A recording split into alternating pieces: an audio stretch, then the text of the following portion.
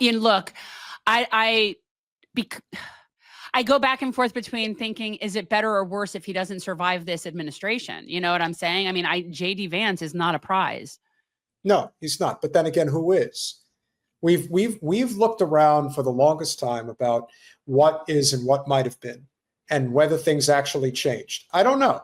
I do know that whatever campaign Bernie was running in 2016, that was a special campaign.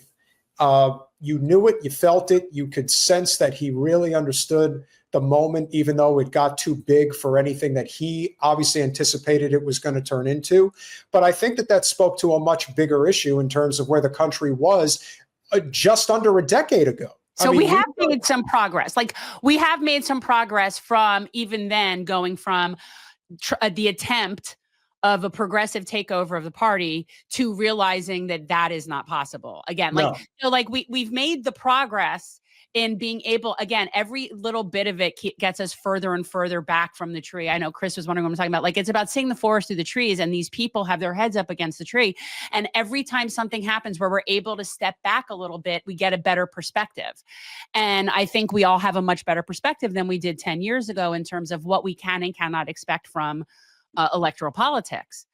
And we'd be stupid if we didn't, read the tea leaves based on empirical evidence that we've been seeing over the past 10 years.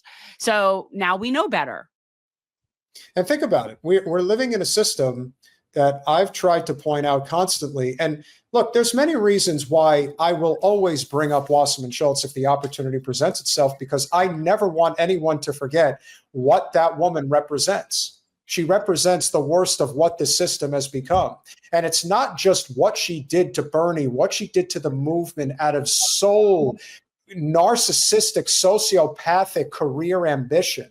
It's everything that she encompasses that represents the worst of the system. It's the blatant insider trading in everybody's faces. It's not just that she is a Zion Nazi. It's the fact that she goes out of her way to do publicity with Netanyahu. She did it the second she walked into that seat. She's doing it today. And all those things matter. Okay, you know what? With this many people, I should give the anecdote about the driver and the license plate on her car. Because while we're sitting here and talking about like the hypocrisy of the Democratic Party, so for people who are new here, so Debbie has a driver, and it's not that I begrudge somebody having a driver, because the truth is, I don't mind having. I would like.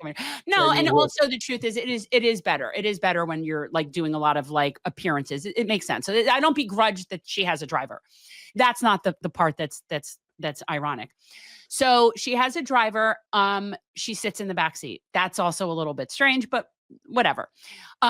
The license plate, it's a vanity plate that she has on her, and it's a very nice BMW, nothing like crazy, but it's a nice BMW, and the license plate is Vote Dem.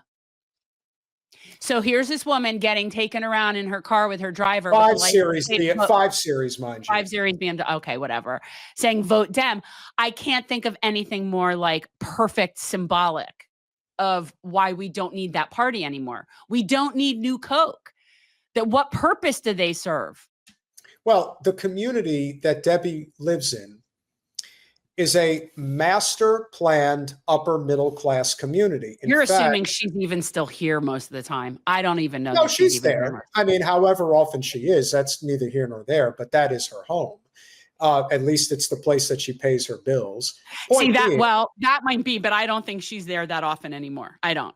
Often there. She was there often enough to throw a hissy fit about a door hanger being dropped on her house. She's there during campaign season. Yeah, exactly. If she's, but I don't think she's really there that often. I think she's away. But the point is, that Wasserman Schultz represents a district that very much is reflective of the type of people that support the Zionist state of Israel. It's not hard to see why. As I've said many times before, whether it is Weston, where she lives, whether it's Western Pembroke Pines, West Miramar, whether it's Western Plantation, it's a very Western-centric type of district in terms of political activity. But a lot of these people live in gated communities. There is a lot of money. There's a lot of poverty. There's a lot of plight in the congressional district on the east side, in particular, East Davie, East Pembroke Pines. And Hollywood. she shows up like in all places that have those vulnerable neighborhoods only when it's time to ask for their vote. Of course. And we know exactly what we're talking about. And then she has her facilitators in those communities, your Jim Clyburn type people that just facilitate the process so that she doesn't actually have to ever be there or do anything, but they just keep her image present. And the other thing you have to remember is that, especially in the very vulnerable, especially Black communities, whether in Dania, Hollywood, East Pembroke Pines, the thing that you have to remember about these particular communities is that opportunities are far and few between, and the ones who manage to secure them will move heaven and earth to keep them because in their mind, that's all that they have. And that's how Debbie keeps them on a string. And she's been doing that for decades. And the second anybody even attempts to get out of line, or you better believe that she will move heaven and earth to ruin them. And this, in my opinion, is reflective in what probably happens in the overwhelming majority of congressional districts around the country, especially the entrenched Democratic districts in the city and suburbs. This is how they do it. There's and a you reason also know, there. yeah, and you also know, that, and we've said this before, the people that sit in those seats, they truly do believe that they are entitled to determine who gets the seat after them. They do. They actually view these seats as something that is for them to bequeath to somebody else that they choose. Alcee Hastings believed that when he was in, well, he never got around to it. He ended up dying in office. He did want to bequeath the seat to Frederica Wilson believes that that's her, like her God-given right to determine who should bequeath her. So who should inherit her seat, rather. When people still ask and they still point the fingers around, why can't the Black community get out of this? If you are not listening to Tim Black's podcast, we highly recommend that you tune in.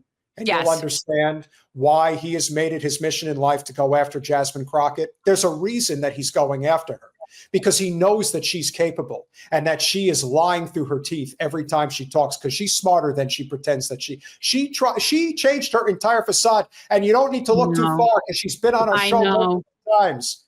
And now she talks a completely different way, acts a completely different way. And for what purpose? Because she's greedy for money and power.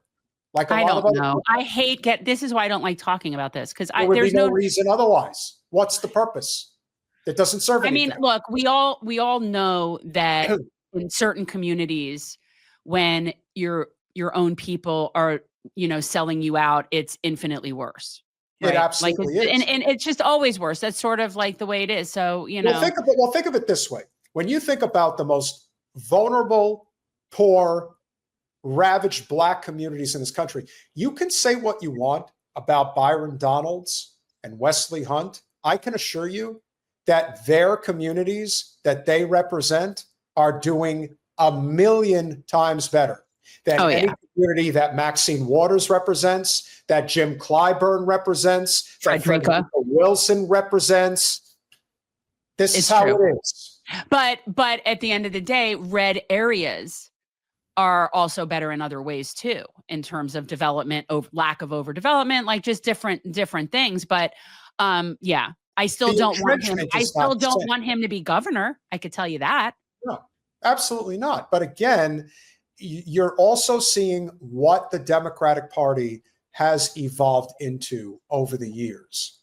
The Republican Party has its own problems. There's no question that it does. The biggest sin the Republicans ever made was they got in bed with the evangelical right under Reagan.